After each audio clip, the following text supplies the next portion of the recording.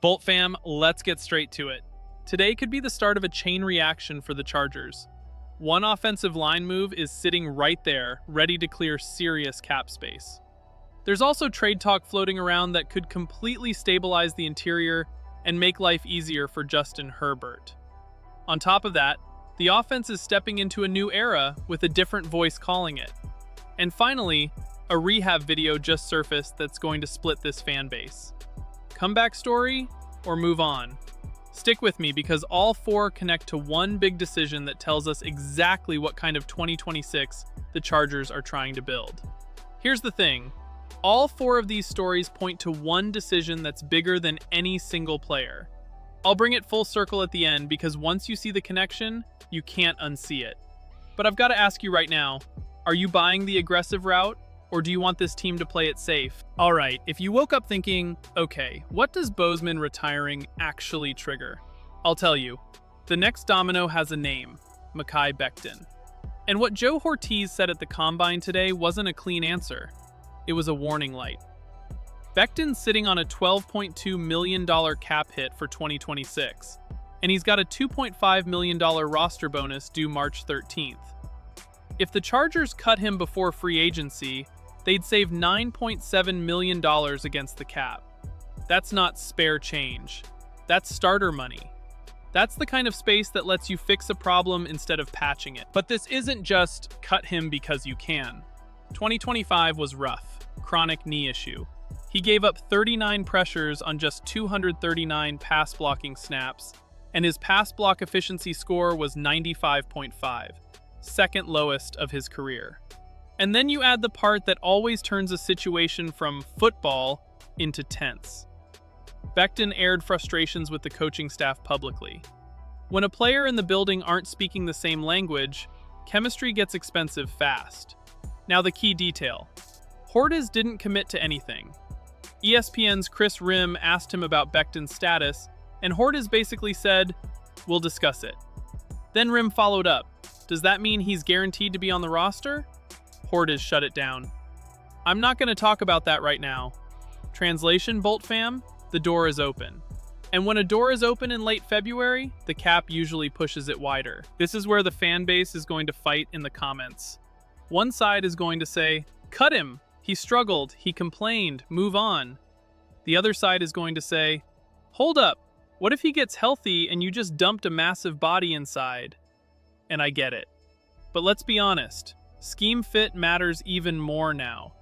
With Mike McDaniel running the offense, you're talking about timing, angles, movement, and clean execution inside. You can't be paying top-tier money for a risky bounce-back bet, especially if that player doesn't fit what you're trying to be. And look at the domino effect. Cut Becton and the Chargers get to around $97.6 million in cap space.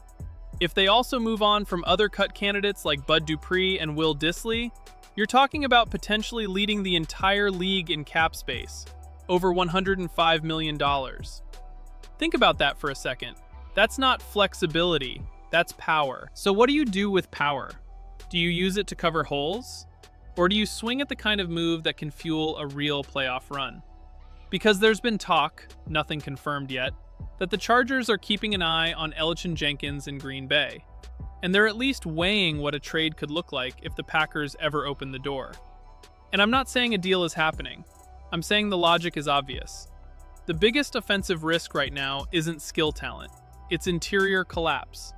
How many times did we watch Herbert hit the top of his drop, eyes up, ready to throw, and then the A-gap caves in like it's a trap door?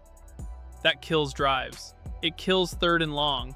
It kills timing routes before they even breathe. Jenkins is the type of player who fixes that in one move. Because he's not just good, he's versatile. Guard? Yes. Center in a pinch? Yes. And the level doesn't fall off the way it does with most guys when you shift them around. That matters when you're trying to build continuity in the middle. This fits Harbaugh football to a T. Win the trenches. Run game with teeth. Play action that actually scares defenses. Keep the pocket clean so Herbert doesn't have to play superhero every snap. Without that foundation, your playbook shrinks. With it, you can live in chunk plays and stay out of constant desperation mode. But here comes the tension point, the price. League conversation around a player like this usually starts in that high day 2 range. Think a second or third rounder. And then you're talking about add-ons, conditionals, pick swaps. It's not cheap. And the Bolt fam is going to split again. Do it. Protect Herbert at all costs. Versus, don't burn the future, build through the draft. Both arguments have weight. What I'll say is this.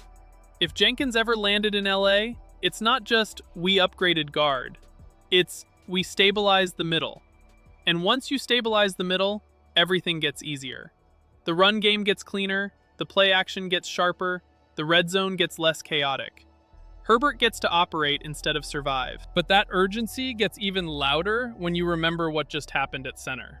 Bradley Bozeman retiring wasn't a throwaway offseason note. It was a quiet shock. And when your starting center leaves, he doesn't just take snaps with him. He takes the voice of the line, the pre-snap communication, the little adjustments that save you from free rushers. And we've all seen what happens when that communication isn't right. Last season, the Chargers' interior line took a beating, and Herbert absorbed historic levels of pressure, hits, and sacks. It wasn't just physical. It changes how a quarterback sees the field. It speeds up decisions. It creates ghosts.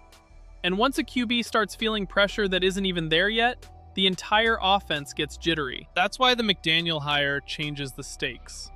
His system demands precision inside. Timing, movement, intelligence. It's not just block your guy, it's block your guy the right way, at the right angle, in the right moment. Without that, half of what you want to call becomes theory instead of reality. So what are the options? You could go veteran shopping in free agency.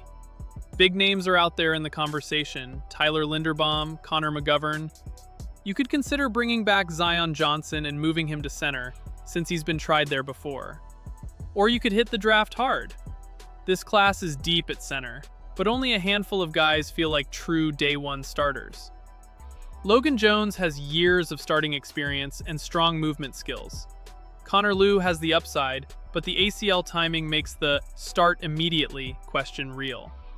Sam Hecht has the athletic profile and the track record, never giving up a sack and carrying an elite pass block efficiency rate in college. And I'm going to keep it simple.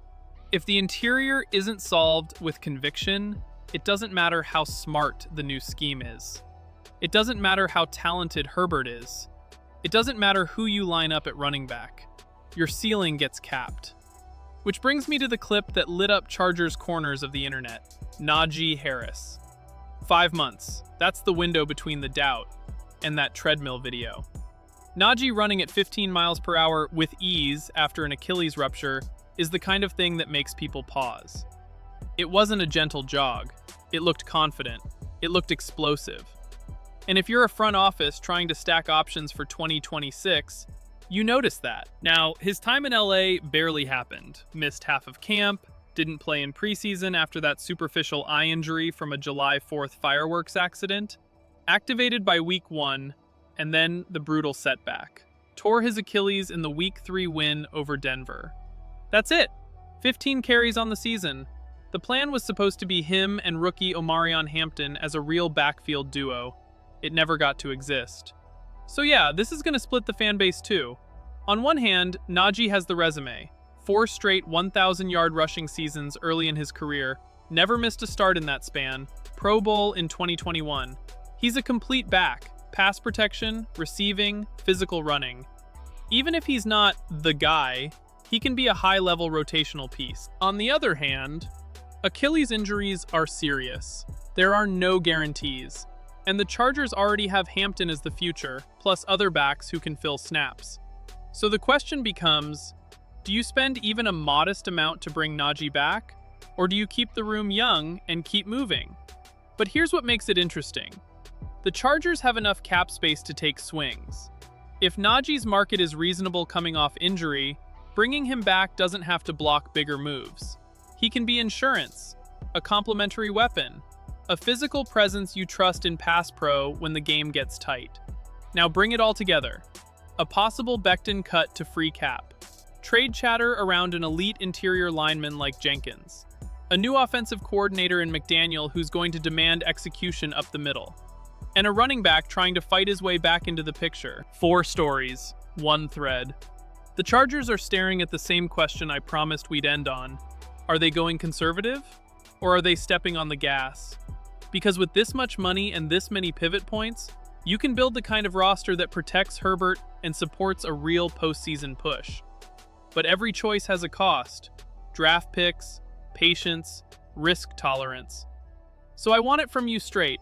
Are you cutting Becton immediately? Are you willing to chase Jenkins if the price starts with a second-round pick? And are you giving Najee another shot? Or is that chapter closed?